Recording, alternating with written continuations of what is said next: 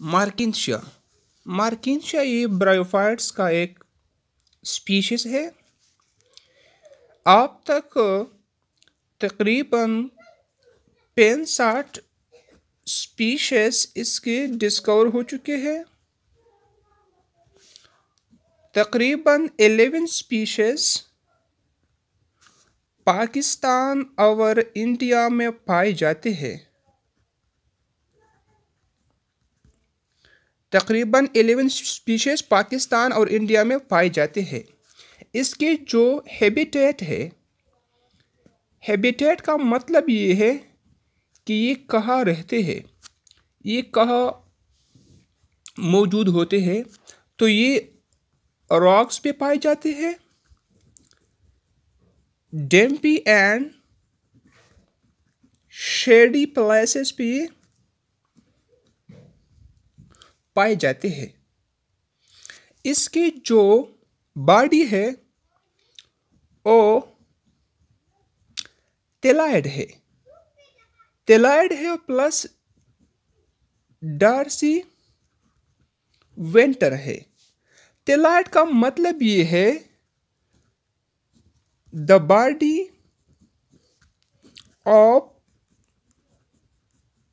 मार्किंशिया is not differentiated into stem, leaves and roots। ये तो टेलाइड का मतलब है। जो डार्सीवेंटल है,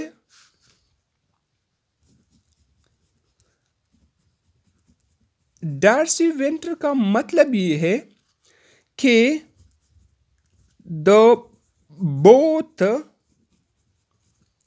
dorsal and ventral surface of Markinsia is different from each other। Darcy Venter का मतलब ये है कि मार्किंशिया के जो डार्सल और वेंटर सरफेस है ये एक दूसरे से मुख्तलिफ है। मुख्तलिफ किस लिहाज से है? मुख्तलिफ कलर के लिहाज से है, मुख्तलिफ शेप के लिहाज से है, मुख्तलिफ कैरेक्टर के लिहाज से है। अगर कलर के लिहाज से देखा जाए, जो डार्सल सरफेस है वो ग्रीन है, जो वेंट्रल सरफेस है वो ब्राउन है। डार्सल सरफेस ग्रीन है और वेंट्रल सरफेस ब्राउन है। जो तेलस है, तेलस के लोअर पार्ट से अपेंडिज एराइज होते हैं। और अपेंडिज दो किस्म के हैं। अपेंडिज दो किस्म के होते हैं, एक तो राइजाइट और दूसरे स्केल्स। जो राइजाइट है, on the under surface of thallus unicellular rhizide present। जो थैलस के लोअर सरफेस है उस पे राइजाइड मौजूद होती है, और राइजाइड जो है वो यूनिसेलुलर होते हैं। राइजाइड के फर्दर दो टाइप्स है,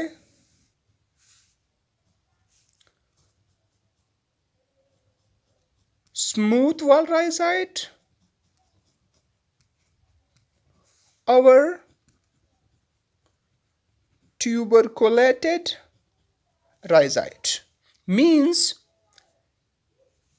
ये थैलस के लोअर सरफेस है, इससे जो राइजाइड निकले हैं। ये एक राइजाइड और ये दूसरी।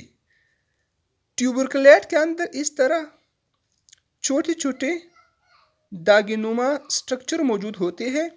इसको ट्यूबरकुलेटेड राइजाइड कहते हैं। राइजाइड और स्मूथ के अंदर इस तरह कोई स्ट्रक्चर मौजूद नहीं है, तो ये स्मूथ राइजाइड है। राइजाइड की जो फंक्शन है ओ attachment with surface means that rhizoid की जरिए टिलर्स सरफेस के साथ अटैच होते हैं। और दूसरी फंक्शन ये है कि ये वाटर एब्जॉर्ब करते हैं। ये राइजाइड की फंक्शन है। स्केल्स भी मार्किनशिया के लोअर पार्ट से एराइज होते हैं, लेकिन ये मल्टी सेलुलर होते हैं। इसके जो फंक्शन है वो absorb moisture from atmosphere. Scales absorb moisture from atmosphere. It prevent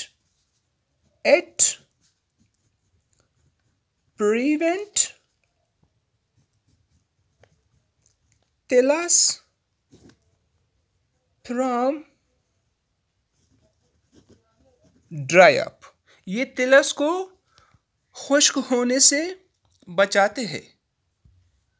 जब हम इसके एनाटॉमी के बारे में डिस्कस करते हैं तो हम इसके ट्रांसवर्स सेक्शन करते हैं। ट्रांसवर्स सेक्शन के ज़रिए हम इसकी स्टडी करते हैं। जब हम मार्किनशिया के टिलर्स के ट्रांसवर्स सेक्शन कर ले तो after transverse sections of Marchantia tillers have two lobes. इसके दो लोब्स होते हैं। एक लोब्स जो अपर रीजन है, इसके दो पोर्शन होते हैं, एक अपर पोर्शन और एक लोअर पोर्शन। जो अपर पोर्शन है इसको फोटोसिंथेटिक पोर्शन या फोटोसिंथेटिक रीजन कहते हैं। जो लोअर पोर्शन है इसको स्टोरेज रीजन कहते हैं। ये लोअर एपिडर्मिस है और ये अपर एपिडर्मिस है। फोटोसिंथेटिक रीजन में मेसोफिल सेल मौजूद होते हैं और यहाँ फोटोसिंथेसिस होते हैं। फोटोसिंथेसिस के नतीजे में स्टार्च तैयार होते हैं। जो फोटोसिंथेटिक रीजन है ये डिसकंटिन्यूस है। इसके दरमियान ये इंटरस्पेसेस मौजूद है। ये तो सेल्स है लेकिन सेल्स के दरमियान यहाँ स्पेसेस मौजूद है, तो ये डिसकंटिन्यूस है। जो अपर पोर्शन है इस पे अपर एपिडर्मिस में यहाँ पोर्स मौजूद है। इस पोर्स के जरिए एक्सचेंज ऑफ गैसेस होते रहते हैं। जो लोअर रीजन है इस लोअर रीजन को स्टोरेज रीजन कहते हैं। इस स्टोरेज रीजन में इंटरस्पेस मौजूद नहीं, ये कंटिन्यूस है। और फोटोसिंथेटिक रीजन में जो फूड स्टार्च तैयार होते हैं वो यहाँ स्टोर होते हैं। यह पेरेन्काइमल सेल मौजूद है, तो यह स्टार्च मौजूद होने की वजह से इसको स्टोरेज रीजन कहते हैं। ये जो सेल्स नज़र आते हैं इसको पार्टीशन वाल कहते हैं। और यह जो छोटे छोटे सेल्स का एक कतार है, एक फिलामेंट है, इसको फोटोसिंथेटिक फिलामेंट कहते हैं।